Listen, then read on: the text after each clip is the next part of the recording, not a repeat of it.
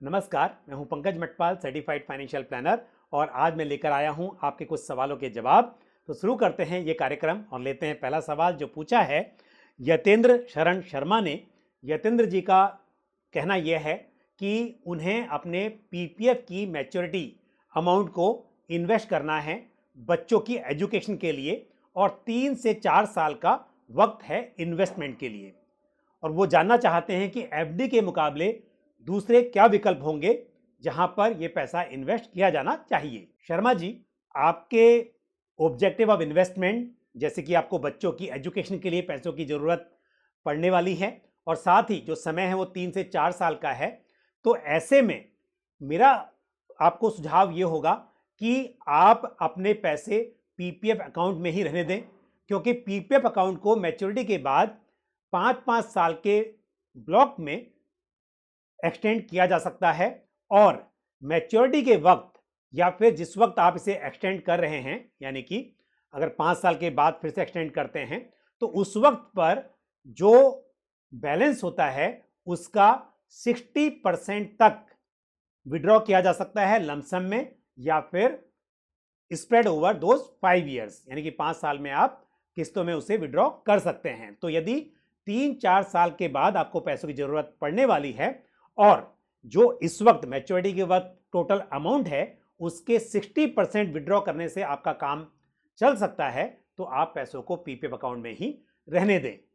उसके अलावा आपके पास एक विकल्प यह है कि आप स्मॉल फाइनेंस बैंक की एफडी में इन पैसों को इन्वेस्ट कर सकते हैं। जैसा कि आपने कहा कि आपको एफडी के अलावा दूसरे विकल्प चाहिए, तो विकल्प तो मैं आपको एफडी का ही दे रहा हूं, लेकिन पब्लिक सेक्टर बैंक्स या प्राइवेट बैंक्स के मुकाबले स्मॉल फाइनेंस बैंक्स में रेट ऑफ इंटरेस्ट बेहतर रहता है। तो स्मॉल फाइनेंस बैंक जैसे कि एयू स्मॉल फाइनेंस बैंक, जना स्मॉल फाइनेंस बैंक या उज्जीवन स्मॉल फाइनेंस बैंक, ये बैंक्स कंसिडर किए जा सकते हैं।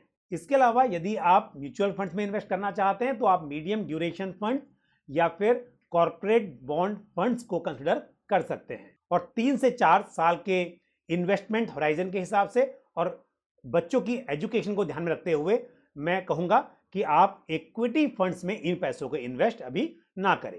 बढ़ते हैं आगे, लेते अगला सवाल जो पूछा है खेम ने।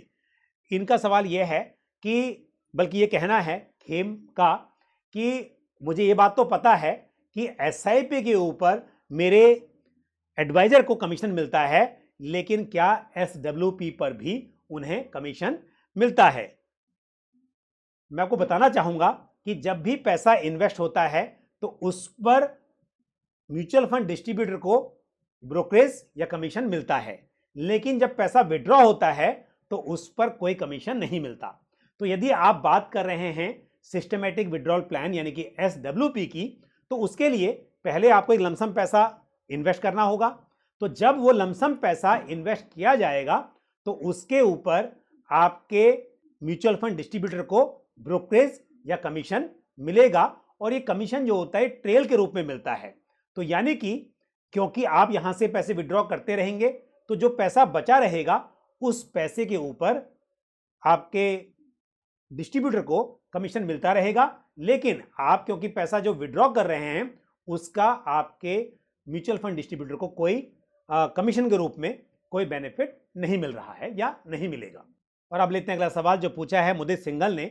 मुदित जानना चाहते हैं कि यदि उन्हें अपने होम लोन की ईएमआई पे करनी हो, उसके लिए क्या सैलरी से जो इनकम होती है उससे ईएमआई पे करनी चाहिए या उन्हें एसडब्ल्यूपी के जरिए इसके लिए प्लानिंग करनी चाहिए। मुदित, यदि आप सैलरी इंडिविजुअल हैं, हर महीने आपकी सैलरी आती है, तो आपको अपनी सैलरी से जो इनकम आ रही है उसी से अपनी ईएमआई पे करनी चाहिए। ऐसे बोरोवर्स या ऐसे कस्टमर्स जिनकी अनइवन इनकम होती है तो उन्हें पता है कि ईएमआई तो हर महीने अकाउंट में आएगी, लेकिन इनकम हर महीने कम या ज़्यादा हो सकती है या किसी महीने शायद इनकम ना भी हो।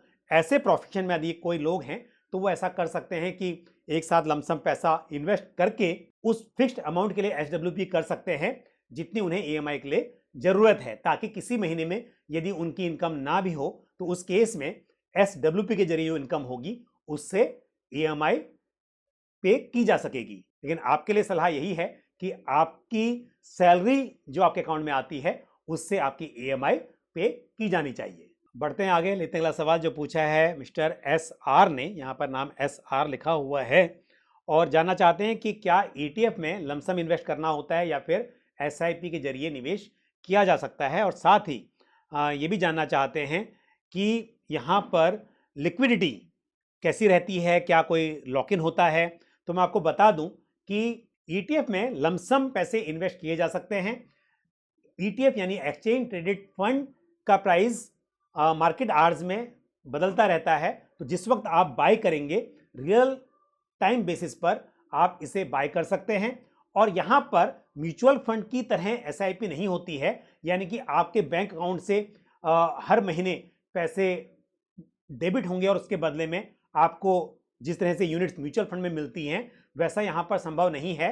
लेकिन कुछ ब्रोकर्स आपको यहाँ पर SIP का ऑप्शन देते हैं, जहाँ पर आपको ब्रोकर के अकाउंट में यानी कि आपके ब्रोकिंग अकाउंट में पैसे ट्रांसफर करने होते हैं और वहाँ से जितनी यूनिट्स आप डिसाइड करते हैं उतनी यूनिट्स परचेज की जा सकती हैं। तो वैसा कर पाना संभव है क्योंकि ETF का प्राइस समय समय पर बदलता रहता है और कम से कम एक ETF आपको बाय करना होता है। इसलिए ध्यान रहे कि हर बार जब आप ETF बाय करेंगे तो जो अमाउंट होगा वो अलग अलग हो सकता है। जबकि म्यूचुअल फंड में आप यदि डिसाइड करते हैं कि हर महीने 2000 रुपीज की SIP करें तो आपको 2000 के सामने जो भी यूनिट होंगी, इवन यदि पूरी यूनिट बाय नहीं होती है तो फ्रैक्शन ऑफ यूनिट भी आपको वहां पर अलॉट की जा सकती हैं।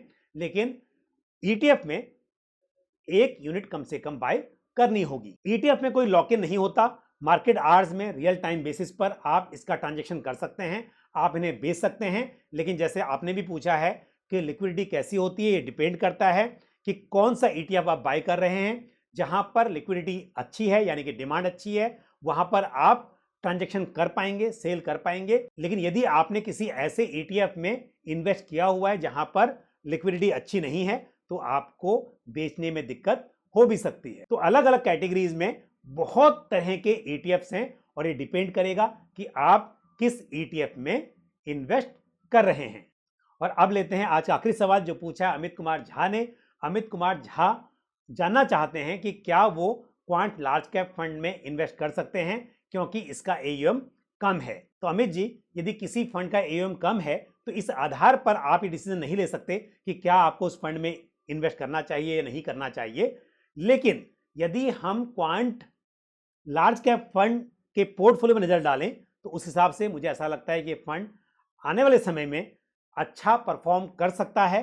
और वैसे भी क्वांट म्यूचुअल फंड्स की जो बाकी स्कीम्स हैं उनकी परफॉर्मेंस भी ठीक है, तो आप उस आधार पर इस फंड में इन्वेस्ट कर सकते हैं। लेकिन मैं इस बात के आधार पर आपको ये राय नहीं दे रहा हूं कि उस फंड का AUM कम है।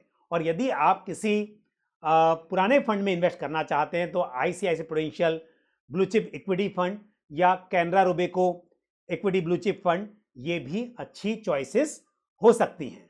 तो आज के लिए बस इतना ही, मुझे दीजिए इजाजत। अगले वीडियो में फिर आपसे मुलाकात होगी। यदि आपका कोई सवाल हो या कोई सुझाव हो तो आप हमेशा की तरह कमेंट बॉक्स में पोस्ट कर सकते हैं। और यदि आपको वीडियो पसंद आया है तो इसको लाइक करना और शेयर करना ना भूलें। और साथ ही यदि आपने हमारा YouTube चैनल अभी तक सब्सक्राइब नहीं किया है तो चैनल को सब्सक्राइब करें और बेल आइकन को भी प्रेस करें। अगले वीडियो में फिर आपसे मुलाकात होगी। अपना ख्याल रखिए। Thank you. जय हिंद।